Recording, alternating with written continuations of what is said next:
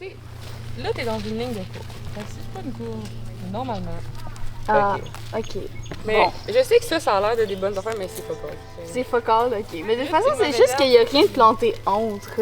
Mais ça, je sais pas, ça ressemble vraiment à la même affaire.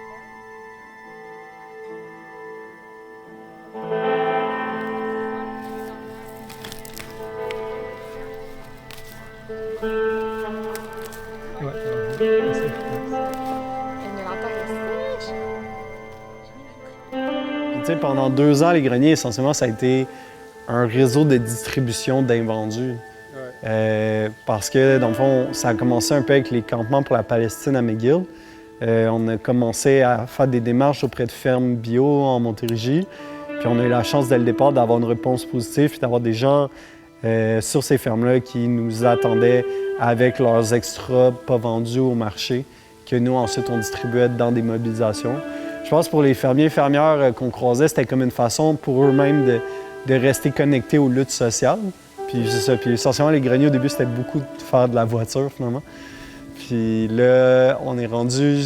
Récemment, on a fait l'acquisition du terrain, c'est-à-dire on s'est porté locataire du terrain sur lequel on se trouve en ce moment, le 1er mai, là, à l'île Bizarre. Fait que là, on développe un peu un nouveau volet du projet qui est un peu nos propres productions pour nous assurer d'avoir assez de légumes l'hiver. Là, parce que l'hiver, il n'y avait plus de fermes qui nous donnaient des extras, finalement. Fait qu'il fallait quand même trouver une façon de continuer à nourrir les meubles à l'année. C'est-tu good pour toi? Ouais, je vais parler. La meilleure façon possible. Mais il en reste pas tant que je t'ai dit. Ben, de toute façon, c'est correct. De toute façon, je pense qu'on va en manger beaucoup. En fait, je suis au comité de formation de la crue. C'est pour ça que le camp de formation, je suis un peu plus au courant. Ah ouais. J'en avais entendu parler du projet des greniers agricoles parce que je suis aussi impliquée dans le ras-le-bol. Puis souvent, on va être en contact. Le ras-le-bol, c'est pas tout le monde qui connaît, c'est la bouffe gratuite que vous faites à l'UQAM, c'est ça? Ça, c'est ça, oui. Ouais. Le ras-le-bol, c'est ça, c'est une initiative, on fait de la bouffe gratuite, on la distribue à l'UQAM. Mais souvent, on se cherche des façons de parler avec les autres initiatives de résistance nourricière parce que c'est de la partage de connaissances. C'est toujours dur, là, faire 200 portions de bouffe avec peu de moyens, puis distribuer ça. Mais comme on trouve que c'est pas normal que les gens aient faim avec le ras-le-bol. Puis c'est là que j'ai entendu parler du projet de la Terre ici. Puis je trouvais que c'était vraiment un endroit intéressant pour justement amener du monde qui pouvait ne pas connaître ça. Puis c'est ça. Ben, au pire, s'il y en a juste une autre qui arrive, on dit d'arrêter. Puis s'il y en a plus, c'est pas si grave que ça parce que ça va clairement être bon. Fait que vous êtes de la crue? Oui. Dans le fond, vous faites votre conférence, mais en même temps, vous venez aider. Ouais, on en profite pour aider un peu.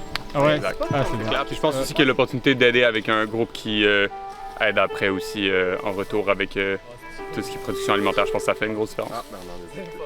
Pour vous, à la crue, par exemple, pour les manifs, ça peut être utile, ça? Ouais, exact. C'est arrivé quelques fois pendant les bouffes de grève, des trucs comme ça, qu'on a des greniers agricoles pour avoir de la bouffe pour nourrir le monde. Ouais. C'est nice. Ah, c'est bon. Voilà. Merci. Je t'ai pris dans un mini-entrevue, c'est correct? Oh, oui. Le règlement statut. Les tâches qu'on peut considérer aliénantes et dures en maraîchage, si on les fait à plusieurs, elles deviennent moins aliénantes pour tout le monde. Fait que c'est un peu ça l'idée derrière le projet. Tantôt, j'ai dit qu'il n'y avait rien qui allait être cultivé cet été. Je mentais un petit peu. Il y a quand même un petit jardin qui va être fait. Juste parce qu'on s'est dit, pour les gens qui viennent ici à chaque jour, c'est le fun de croquer un légume de ferme à un moment donné. Là. Fait qu'on s'est dit, OK, on va faire un jardin. Mais ça, c'est plus comme un pseudo-test qu'on va faire juste pour cet été. C'est-à-dire, là, on est en campagne de sociofinancement. Si on la réussit, on va être en mesure de construire un bâtiment de ferme qui va être à la fois comme un espace pour laver les légumes, pour stocker du matériel, mais aussi pour faire de la cuisine. T'sais, là, on vit tout sous chapiteau extérieur. Éventuellement, notre but, c'est de déplacer ça dans une grange multifonction.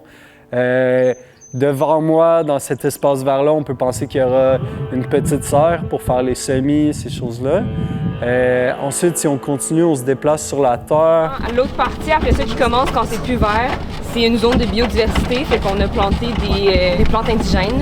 Il y a comme différentes plantes indigènes à planter, puis il va y avoir aussi un étang. Puis après ça, tout le reste jusqu'en haut, c'est un verger où est-ce qu'au-dessus, il y a genre 2000 arbres qui ont été plantés. Dans le fond, notre projet, c'est une FUSA, c'est une fiducie d'utilité sociale et agricole. On va faire une ferme surtout de légumes de conservation, mais aussi un grand verger par là-bas, verger mixte. Puis notre plan, ça va être de nourrir les luttes militantes puis les initiatives nourricières alternatives dans le Grand Montréal, puis aussi à Québec avec les greniers agricoles de Québec, là, la section de Québec.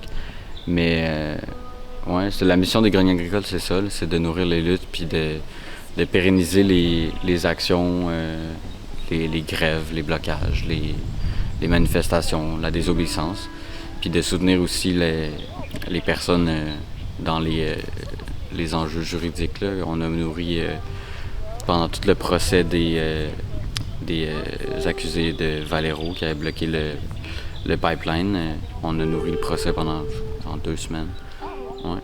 Puis c'est ça. Là maintenant on veut faire pousser nos légumes, fait qu'on a la terre ici. On a une parcelle à la ferme Jeunes au travail aussi à Laval, où on produit des légumes présentement. Parce que pour l'instant ici on a juste des engrais verts, puis des pousses d'arbres.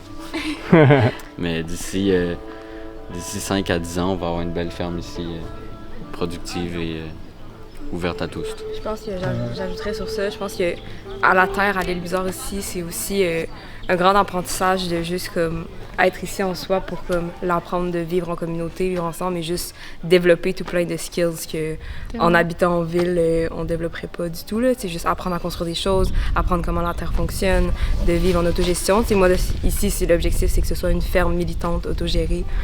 Donc c'est le fun et c'est cool qu'on apprenne tout ça ensemble puis qu'on découvre ça ensemble. Là. Pratiquer les skills d'autogestion. Yeah.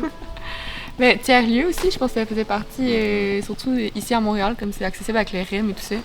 Faire un tiers-lieu militant aussi en dehors de la ville, un peu justement mettre les mains dans la terre, là, se ressourcer un peu. Et puis créer des nouveaux liens entre les groupes, accueillir des groupes qui puissent profiter aussi du lieu, du savoir. Puis c'est ça. Apprendre à vivre sur des blocages. Ouais, apprendre à vivre sur des De blocages. vivre sur pas grand-chose avec pas grand-chose, puis fouiller dans les poubelles pour se nourrir. Ouais. Pour l'instant. Yeah. Ça, c'est ici. C'est ici le spot de tente. Et voilà. OK. Ben déjà, ça a l'air pas si pire. J'ai l'impression que c'est un peu... Ça penche un peu vers là, peut-être qu'il va falloir... Est-ce qu'on les emmène celle-là? Est-ce que vous voulez voir avec celle-là ou pas? Ouais, mais je pense qu'on peut toutes les amener puis on va les tasser. Voir à peu près combien de place on a besoin aussi. C'est ça, juste ces palettes-là que je parlais.